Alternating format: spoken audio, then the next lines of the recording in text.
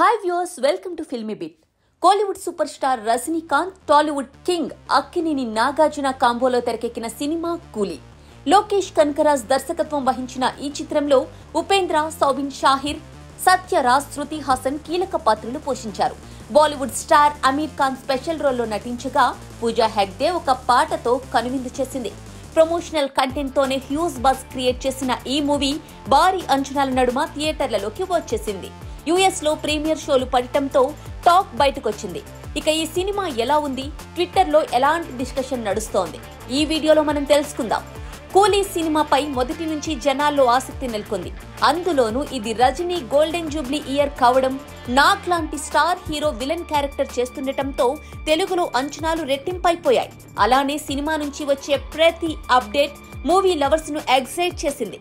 అంచనాలకు తగ్గట్టుగానే భారీ అడ్వాన్స్ బుకింగ్స్ జరిగిపోయాయి.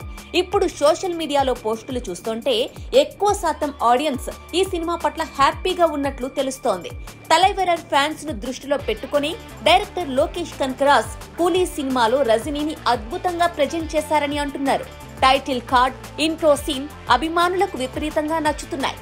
నెగటివ్ క్యారెక్టర్ లో మలయాళ star Soubin Shahir opening sequence బాగుందని, ఇక అమీర్ ఖాన్ పవర్ఫుల్ క్యామియో అదిరిపోయిందని అంటున్నారు.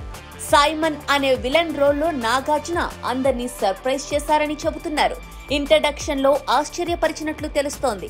ఇన్నాళ్లు హీరోగా అలరించిన నాగ్ ఇప్పుడు ఒక్కసారిగా తనలోని విలనిజాన్ని ప్రేక్షకులకు పరిచయం చేసి గూస్ బంప్స్ తెప్పించారని తెలుస్తోంది. ఆయన పాత్ర సినిమాలోని హైలైట్స్ లో ఒకటిగా పేర్కొంటున్నారు.